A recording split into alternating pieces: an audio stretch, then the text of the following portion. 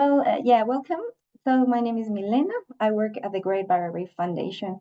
We are an Australian non-for-profit whose mission is to protect the Great Barrier Reef and reefs around the world. And in this presentation today, I'm going to take you through a journey of evaluation, the evaluation that we did for our program, which illustrates how, as evaluators, we can adapt what might be initially a prescriptive top-down sort of evaluation framework into a consultative and inclusive process where all stakeholders learn and share and grow. And throughout this, I'm going to tell you about our specific program and what we did, and share some of the practical lessons that hopefully will inspire you to take a similar step if you do feel constrained within a top-down approach evaluation. Could I get maybe in the chat a little bit of your, like a one word of what type of what type of programs do you work? Do you work in using like government programs? Do you work in, like what sort of type of evaluation work you do maybe in the chat? Does anybody work with grants from government maybe? Oh yeah. Reef water quality, yep. Reaches science, agriculture, education, health, transforming programs within government. Wonderful. Training, capacity building, emergency. Oh, yep. NRM, academia, roads. Oh, wonderful. Oh, it's excellent to have such a diverse group. And I can see plenty of people in my field, but also other fields and a lot of government programs. Yeah, so this is probably going to ring a bell. Oh, PNG, cool. First Nation, wonderful. Thank you for sharing that. This is probably going to ring a bell to those of you that are managing government programs. So so before I start though, I do also want to acknowledge the traditional owners of the lands where we're all and where the foundation works. And for this particular project, it was all along the coast of Queensland. So I acknowledge the traditional owners of all the reef regions, and I acknowledge their continuation of spiritual and educational practices to the reef. And I also recognize that sovereignty was never ceded. This work is one of my favorite ones. It's called Appropriately Reef Wonderland, and it's done by the wonderful Melanie Hava, a very talented artist from North Queensland in the wet tropics. All right, so I'll just preface by sort of saying that monitoring and evaluation is part of an iterative, or what should be an iterative process of either programs or policies, or whatever sort of the context that you're dealing is. So we plan a program or an initiative or a policy. We design it accordingly. We do it and implement it. And all along the way, hopefully we've been monitoring and evaluating. And at some point, we should take a step, take a breath, and learn from it and reflect, what is this information telling us? And this is sort of where the give back or the feedback loop closes. And this is kind of where the L in MEL, for monitoring, evaluation, and learning, comes in. There has to be a step of learning at some point. And ideally, that should be inclusive learning. So not just learning of those people that are doing the planning and the designing, but also learning of all the people along the way that are involved. But however, in many cases, the programs that an evaluator might come across might look a little bit more like this, especially if you have a program that's being funded by a government or a big agency, where often your program or your initiative is part of a bigger government or agency initiative that has priorities and a predetermined framework driven by maybe, like something bigger that you're part of. And in these cases, sometimes The metrics might already been established, the key evaluating questions are given for you, and you might even have like reporting templates and platforms that you might need to comply with. So some of you, if you've ever reported to Australian government, you might be familiar with Merit, or government in Queensland also has a number of platforms that you might have to comply with. And so it doesn't look like you have a great deal of flexibility over what you have to do. And this can present a few challenges. And one of them is that it becomes a bit more of a we're reporting up kind of situation where you design your program and then your M&E is just really designed to feed that. We don't always, like the metrics don't always make a lot of sense to the people on the ground. The reasoning is not always clear. And I suppose more critically, we don't often hear back and we don't have that close of the loop of what the governments or the agencies that you're reporting to, your funding body, so to speak, is doing with that information, and where is the learning coming in? Are they actually changing the initiatives as a result of that? Is the policy being adjusted? Importantly, those people on the ground don't often have a say as to what actually gets reported about the work they're doing. So we're losing that element of inclusiveness, and it's sort of not consultative either. So I suppose in a way, or in my view, that's not particularly respectful to the people undertaking the program. And it's then no surprise that a lot of the delivery providers or the people on the ground see monitoring and evaluation as a tick the box sort of exercise and something that they just have to do. So we wanted to do things better in our program. We didn't want that to happen. We wanted to really use best practice and make sure that the monitoring and evaluation was something useful. So just to provide a bit of context around the program that I'll be discussing is called the Reef Trust Partnership Water Quality Program. So it was a 5-year, or sort of coming now to 6-year conservation program. Our aim is to improve the water quality flowing into the Great Barrier Reef. And we do that by working with the agricultural industry, which is a dominant land type both along the coast of Queensland. We work with farmers to change the way that they farm so that they use practices that result in less pollutant runoff. So one part of our program was working in particular with the sugarcane industry. And the way we delivered it is we gave grants to local agronomists, so or productivity boards or people, on the ground, to provide customized one-on-one advice to farmers on practices that they could use on their farm that do not, say, pollute the water as much.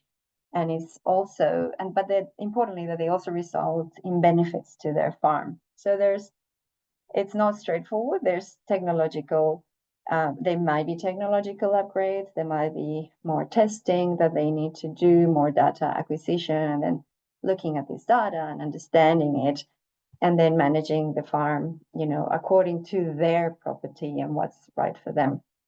But importantly, it should be practices that are of benefit to them in the long run, as well as for water quality, but not easy. So there is that need for support. And so an important part of this is that while the foundation, the Great Barrier Reef Foundation's projects are mostly funded philanthropically, this particular water quality program was funded by a grant from the federal government, and it was a $200 million program. So given that magnitude, we had some very strict requirements, and fairly so, on what we had to comply with in terms of evaluation and reporting, really. So we were bound by an overarching framework, I suppose, and certain metrics that are very well established and that we had to comply with. So,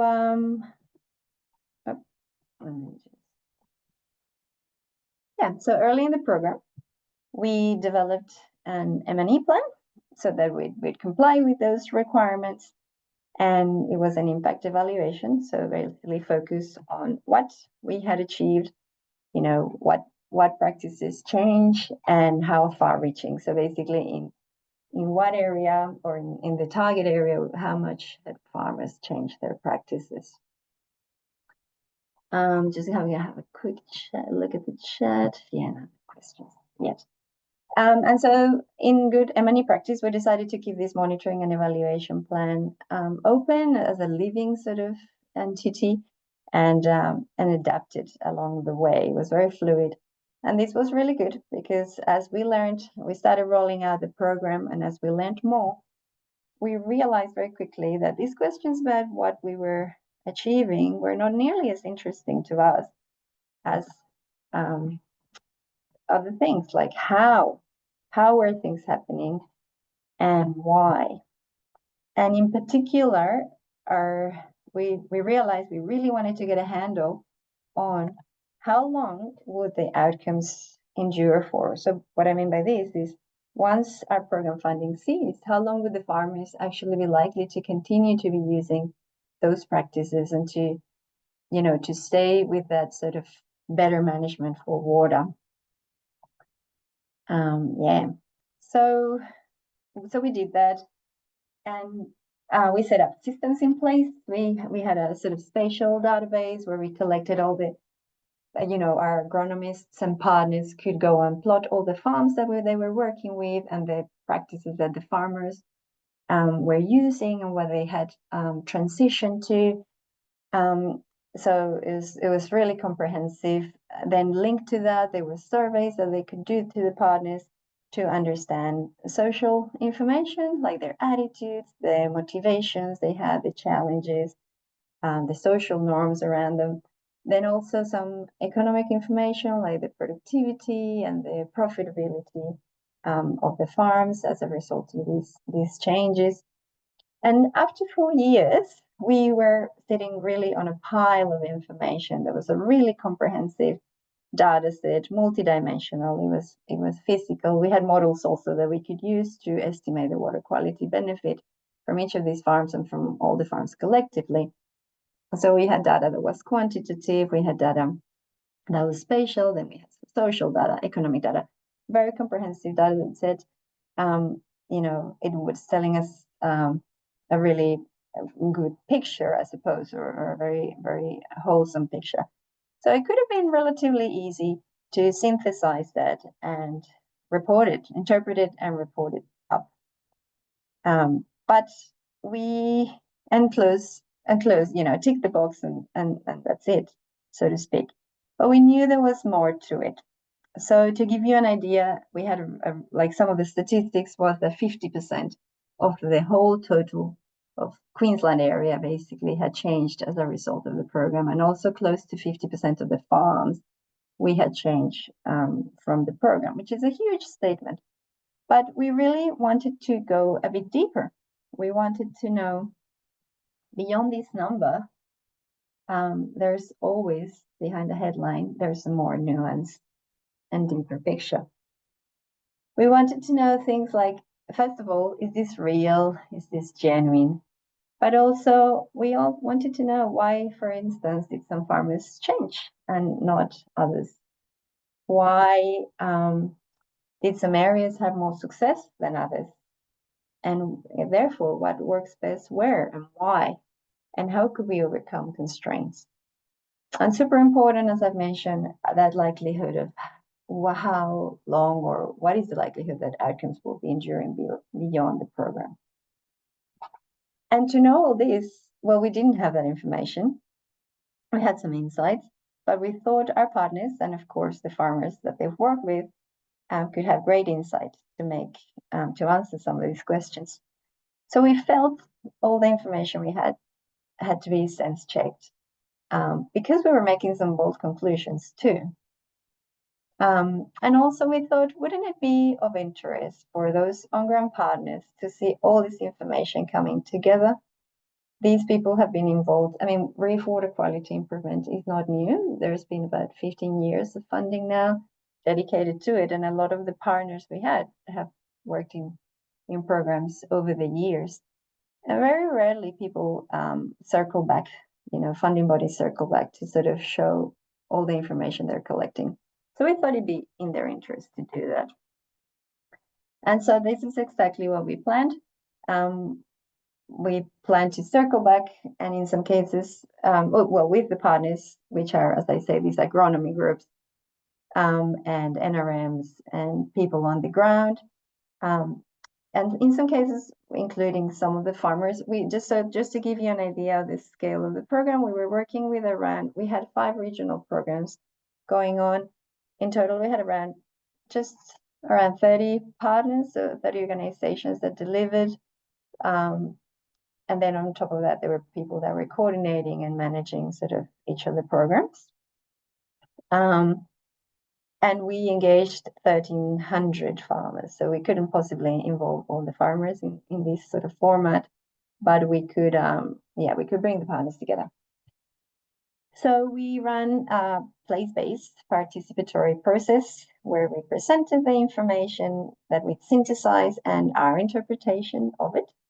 And then we invited them to ground truth it and give us context on it. And importantly, in doing so, we were collectively all learning and identifying opportunities for program improvements. So these, in practical terms, now took the shape of 4 workshops that were place-specific. So they were, remember, this is a rural context. So people are working, in large areas. So we had to pick central locations that people could relatively could drive without too much strain. They were local.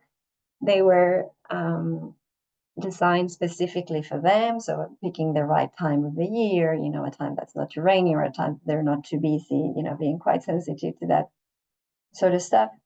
And they were facilitated by us, but they were really tailored to them.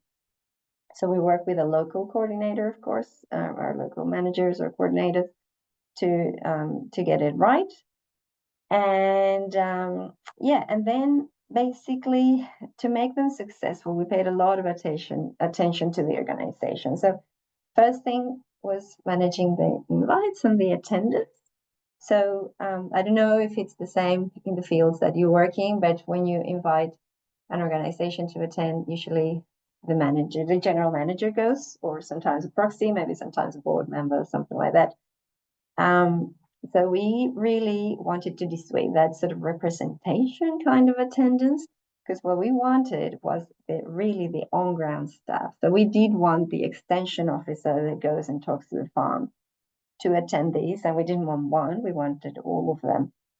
And that's really tricky because obviously resourcing and managing that, it's an expense for the organization, but also it's just not how things tend to go. So we made sure we crafted the invitations to encourage people to send their own ground staff. And very subtly, we also discouraged the big bosses from attending. And the reason for this is because we hear them a lot, but we don't often hear of the on-ground staff. So we wanted to get all the voices out. So so there's a couple of follow-up phone calls and things happening to just making sure people sort of did that, and it kind of worked for most of them. And then another important thing to manage was the actual in the workshop, managing how to or how to have group thinking. So basically, there's nothing sort of less conducive to diverse opinion than all the people from an organization sitting on the table with their manager. Because what you'll get is the manager to say something, and people rarely want to, diverge from that. So we actually had a seating plan that we had thought of.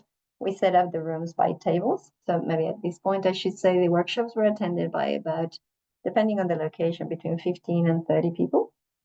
And so we set tables, but we made sure that we made a seating plan by which people would fall on different tables, people from the same organization. So they were mixed.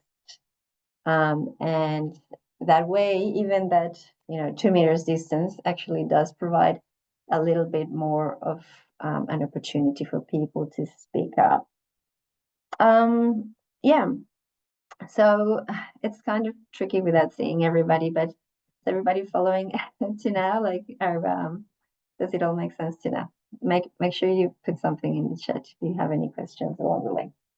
Yeah, so this was really important. Sort of this making sure that you get everyone's opinions. Then, of course, we had to create a safe space, and so there was a lot of ground rules at the beginning, explaining to people that we really wanted to give everybody's voices. So I did say to people up front, as I said, they were facilitated by us. So I did say to people up front, I would be drawing from the people that were kind of quiet and making sure that those dominant characters were concise and gave space for the others to speak. And very importantly for us, it was also to create that upfront atmosphere of there's no judgment and there is no wrong or right answers, because this was not an external evaluation. This was an internal evaluation, which was being evaluated by us. And we are not only the evaluators, we're also the funding body, and we're also the contract managers, and we approve milestones and we make payments. So obviously people might naturally be cagey to, to speak of things that might be seen as failure or might be seen as not meeting their targets. But so it was important to say, now look, today we're wearing not the hat of the performance manager, but we really are here to listen, and there's no right or wrongs. Any comments or questions to this point?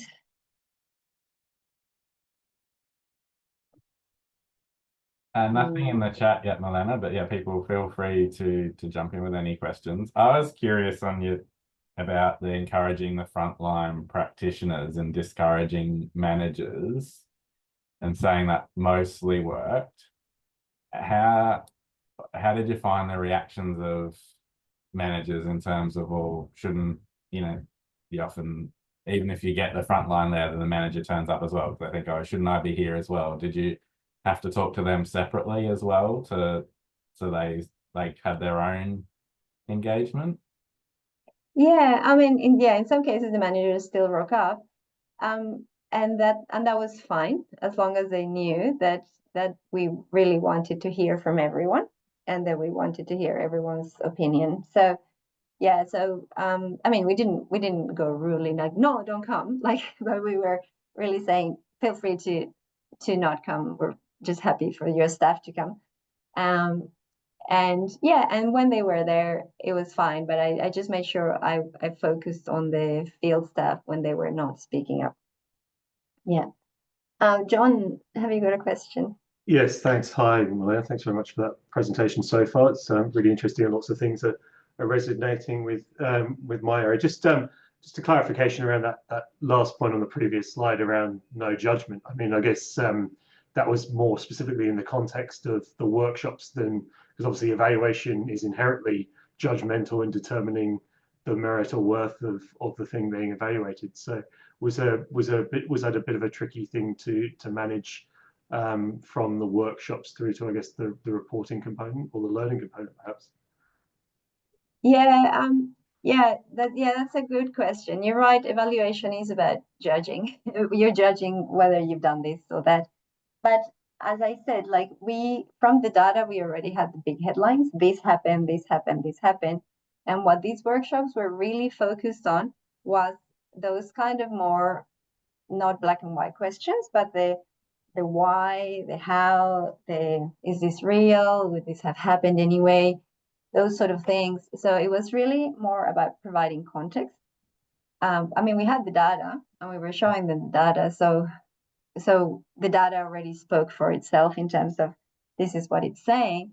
Now, can you tell me, am I missing anything on that? Does this, is this not as simple as it looks, sort of thing? Yeah. Yeah, no, that makes sense. Thank you. Yeah, cool. All right. And so, so Milena, we're just touching on it there as well around that, but there's a question in the chat if you could expand on the objectives or the desired outcomes for the reflection workshops. Oh yeah, yep. So basically, the the way we framed it was, we want to validate our findings. We want to ground truth our conclusions. We want to make sure our interpretation is right. And we want to add context to it. And we are inviting you to come and help us do that. And also we want to draw learnings for future programs or for future iterations of the program. So that would have been what we would have had in the agenda sort of objectives and sort of how everything was framed. Is that sort of clear? Yeah, cool. Thank you in the chat. Yeah. Thank you. Yeah, cool. All right. Yeah, so they kind of looked a little bit like this. So this is one of the workshops, and some of the people in this chat might actually recognize some of that. Yeah, so they were kind of low-key. We run them at the local RSL. We just split it onto tables. It was definitely a discussion-based forum, but we did prepare some slides. And so the way we did the slides, we had one slide for every major finding. So this is where all those infographics and the really cool designs and things like that come really handy. Make it pretty. One finding and then prompt one or several questions for reflection. So for example, I'm going to go back to that finding I spoke to about earlier. 50% of the area under sugarcane has moved to improve farming practices, and about more than 50% of the enterprises have done that. It's a huge footprint. I asked the people, is this real? I mean, because it looks huge and it's a bold statement to make. Is this genuine? Do you think it will be long lasting? Would this have happened anyway? What else contributed to this? So, and then there would be sort of an open discussion around that. So it was a full day because we had a lot of information. Obviously, you don't want to take too much time out of field staff in particular. They're really busy. But yeah, it was a full day, and we spent most of sort of the morning doing that. And then when we have the time in the afternoon, we did a most significant learnings process. So if you're familiar, if you're not familiar with it, most significant change or most significant learning is a method or a methodology for data collection. It was developed by Jess Dart in Clear Horizon, but it's basically a semi-structured interview where you ask a person what was for them the most significant learning, and that's it, and you leave it at that. So it's very open, and people can come up with things of all kinds of scales and levels. So it could be something very small or it could be something very overarching, but the whole point of it is that by doing that, you're not only getting the information, but you're also getting what seems a priority to that person. And so what I did is we paired people up, and again, people from different organizations, and we got them to interview each other. And so they write it in this form as they were doing there. And then, the methodology goes on that you don't just collect the information, but people share it within the group and they share it out loud. And that can be quite confronting sometimes for people. Keep in mind that the delivery providers that we have here are private businesses in many cases, and they're competitors of each other. So they might not necessarily be forthcoming to share all their tips and tricks on how to engage with the growers or how to, provide a service. So there was a little bit of that element as well, and a dynamic that we needed to manage. So at the end, we hold it, you allow maybe half an hour for that or whatever. And then you ask people if they're willing to share. And at the beginning, you could hear a pin drop in the room, like, oh gosh, maybe no one's gonna share. But you have a couple of brave individuals that get up and start saying their story of what they found the most significant, and it's obviously usually in response to a challenge that was overcome, and the stories just kept coming and coming, and people were really forthcoming to share. Which was really surprising because we thought these people would be very cagey And in fact, when the meeting started, it was all very reserved. And I tell you, by the time the meetings or the workshops ended, people were talking, they were sharing, they were very collaborative, sorry. So, so towards the end of the day, we collected some feedback, and it really showed us how much people had appreciated this process. So we put some butcher's paper and asked people to anonymously just put in there what they had found the most interesting. And it was certainly hearing each other's opinions and each other's perspectives on those reflections. They really enjoyed the project, the process. They had a great appreciation for us coming and listening to the feedback, because we explained that would be considered in the evaluation, that we would be including that, and we wanted to make sure the evaluation was contextualized. We also asked them what would they do different, or what would change for them, and it was amazing how so many people said that they would actually talk to each other more now, that they would really make an effort to involve other people and talk more between them. So yeah, I mean, these people live in the same region, they know each other personally very well. You know, these are small rural Queensland areas, but even then there was obviously opportunity for more interaction and more sharing. And finally, we asked people what we could do better, or what we could have done better. And I leave you with this one post-it, which for me encapsulates everything, which is, it says, I hope the feedback from today will actually make a difference in future programs. And this just shows you the onus that we have as evaluators and as program managers to really take on board people's opinions and people's feedback into this learning process, and make sure we do justice to it, that we actually act on it. And it is our responsibility to make sure this is as useful as possible and incorporated as much as possible into future improvements. So I'll close with this, and I thank you again immensely for speaking to a photograph, or to listen to a photograph with my camera. But I'll leave you with some take-home messages. It's really important for programs and initiatives to always find a way to talk to the people on the ground, not only in that initial consultation phase when we're designing, but also all along the way for improving, and at the end for evaluating. Don't just assume impact from what you see. Don't assume your conclusions are just right. Test them, ground truth them, verify them, and contextualize them. It's so important to contextualize things in evaluation. I feel that, yeah, like, go behind the headlines and use MEL, use monitoring and evaluation really as an opportunity for everybody to learn. I just feel the reason we don't make progress in our fields as much as we could is because M&E is underutilized, and it's only used to extract and report and justify funding, but it could be so much more. And everybody learns at all levels, and people learn how to do that, to do things better at a program level, but also as an organizational level. So yeah, I leave you with that, but then big responsibility comes with that, because you really should incorporate this and make sure you act on it as it should be. So thank you. And yeah, I'm happy to have a chat and take any questions, and also hear if other people have tried similar things and how you've gone. Thanks, Milena. Yeah, and everyone, please feel free to join in the conversation now, either putting your questions or comments in the chat, or raise your hand if you'd like to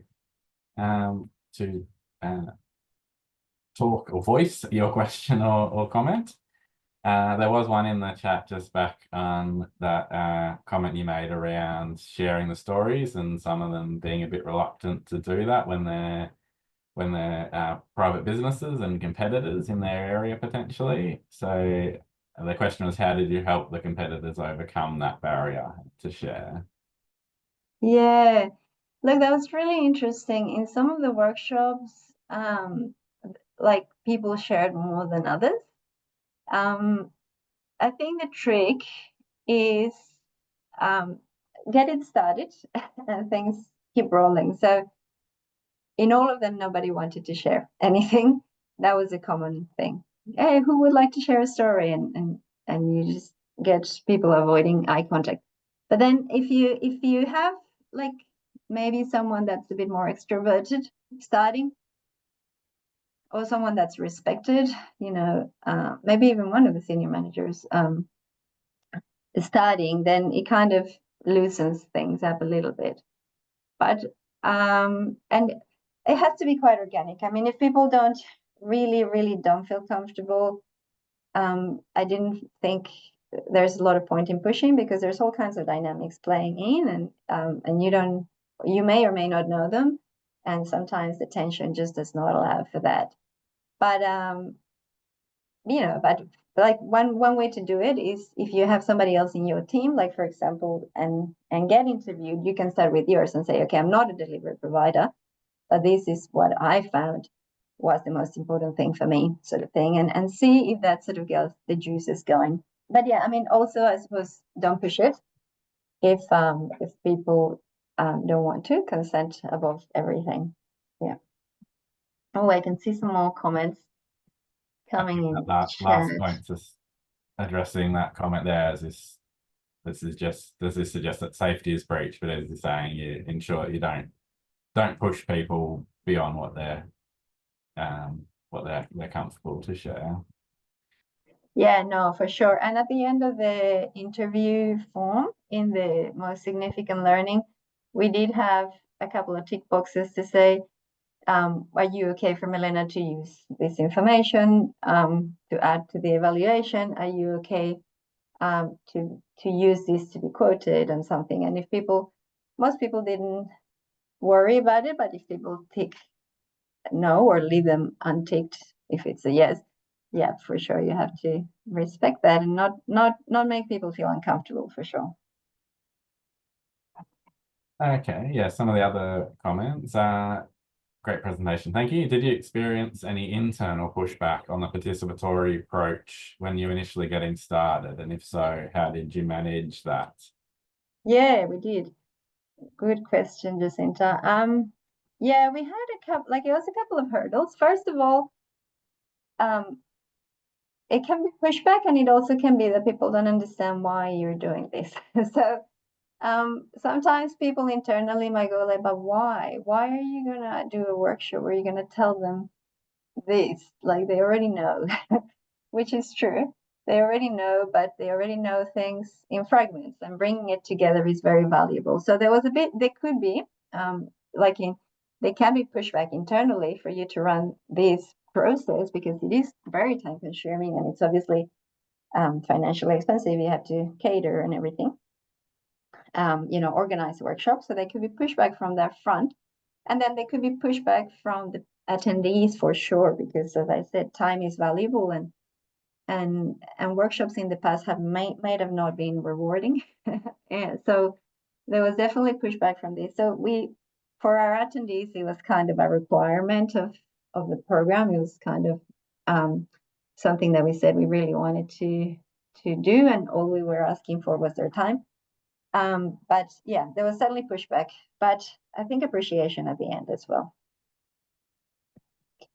Perfect. So I'll come to you in a second, John. Just one other question from the chat. Can you share an example of a suggestion from these workshops that you didn't expect and implemented?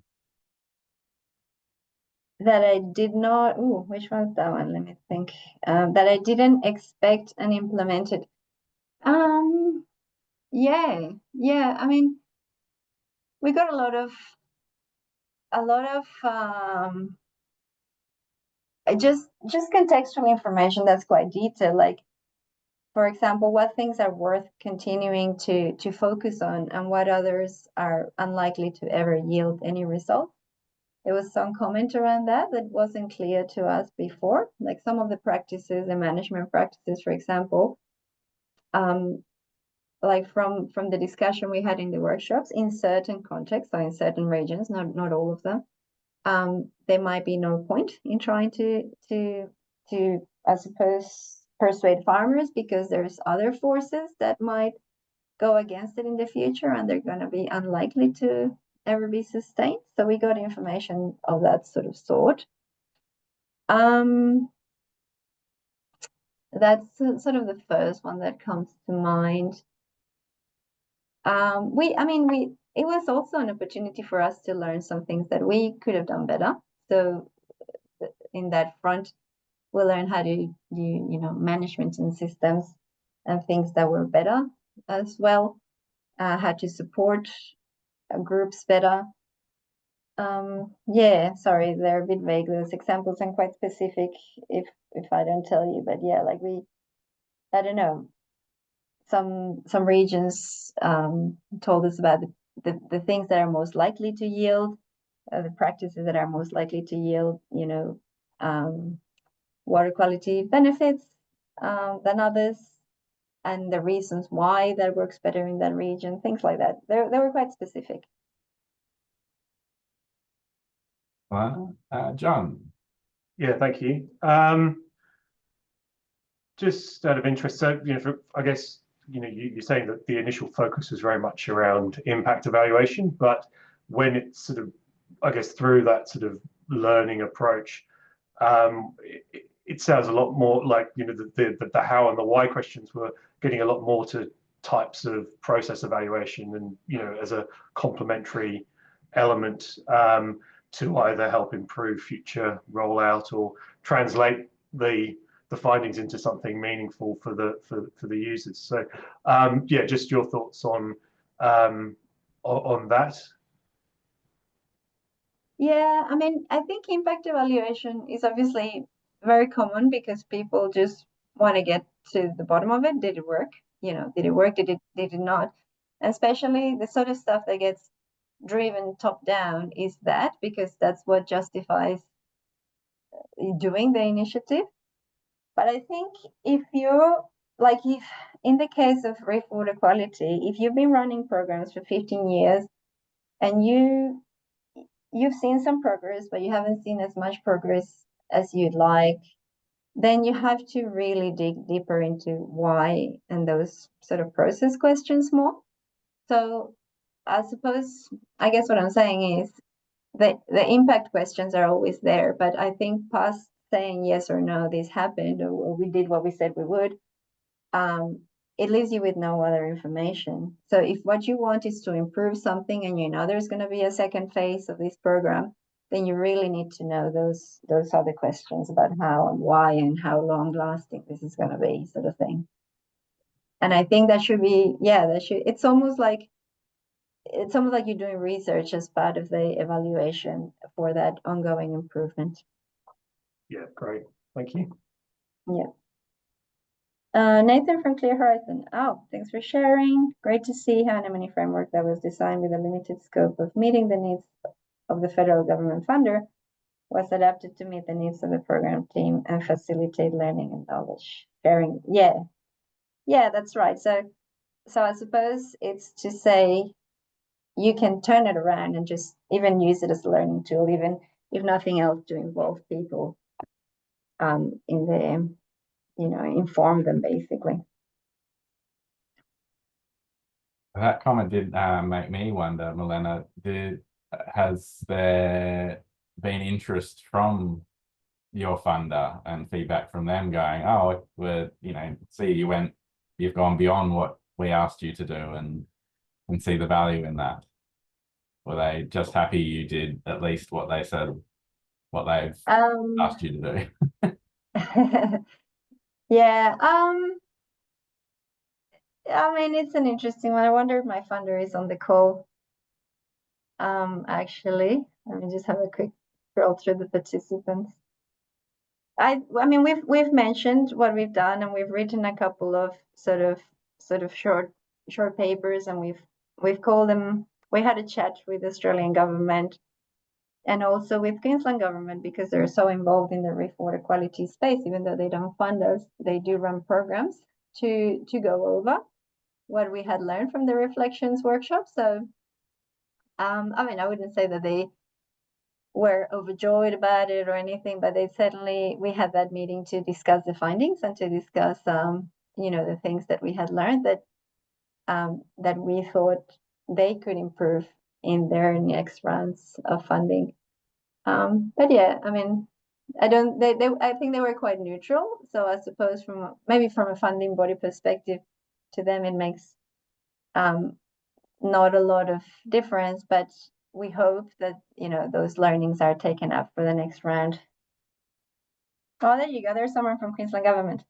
Thanks, Milena. We're definitely working to build onto this legacy going forward. Yeah. I think Queensland Government is it's quite invested into listening to what all these things tell. Yeah, excellent. Oh, thanks, Sunny. Great to see you here. Okay, we're coming close to the scheduled finish time. We've got a couple more minutes. If anyone else did have any other questions or comments or wanted to share their own experiences, and then Milena asked at the start sort of what fields you're working in. Maybe if there's any experience you want to share from your own field. I'd love to hear if anybody else has sort of tried something like this, and if your experience was positive as well.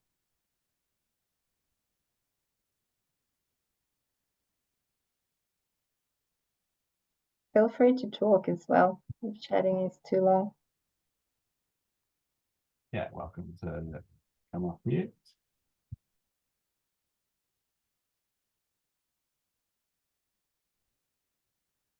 Having worked in the evaluation government programs sort of for my whole career, that it's certainly resonating some of the challenges you're talking about, and then the need to go further with the questions, and that's where a lot of more valuable insight is for that actual learning and for the programs to be able to make improvements, not just meeting the sort of accountability requirements. Yeah, I think anybody that is an evaluator has had their share of frustration with trying to report according to a framework and a platform. So you can always go beyond that, I suppose. Yeah, great. Thank you, Kylie, for sharing that. I think it's good now in the Commonwealth, in the federal space with the Commonwealth evaluation policy, and it talking explicitly to the use of evaluation for learning and in continuous improvement and informing decision making. And there's now a stewardship value in the APS values, which kind of reinforces that for being part of the everyday work of for those of us who work in government, that we should be reflecting on what's working, what's not, and why you've been talking about today, and building that into then how we design and carry out our work every day. Yeah, and I think one thing that does is lacking is a lot of this knowledge tends to sit with people, and when people move on, then the knowledge goes. So say if you have a liaison in government and they know and they've been part of journeys like this, they learn, but then if they move on, as it happens, sometimes people move sideways in government, then all that knowledge about the lessons learned is gone, and initiatives might just go back to just doing things. So I think it'd be great to have a more stable way to document lessons in particular within that stays within the funding bodies or the governments in this case, for instance, so that if someone has been learning all these things about how we should improve the program, and they go, you don't go back to square one, which is sometimes what we have seen. Yeah, absolutely. And Nathan just commenting, shifting the focus from accountability to deliver to accountability to learn. Yeah, that's a good concept. Which I think picks up on your comment there that if there was more accountability on that learning and more focus on it, then we would put more effort or attention into making sure we were recording and then acting on those lessons learned. Yeah. Alrighty, well, just a last call for comments or questions.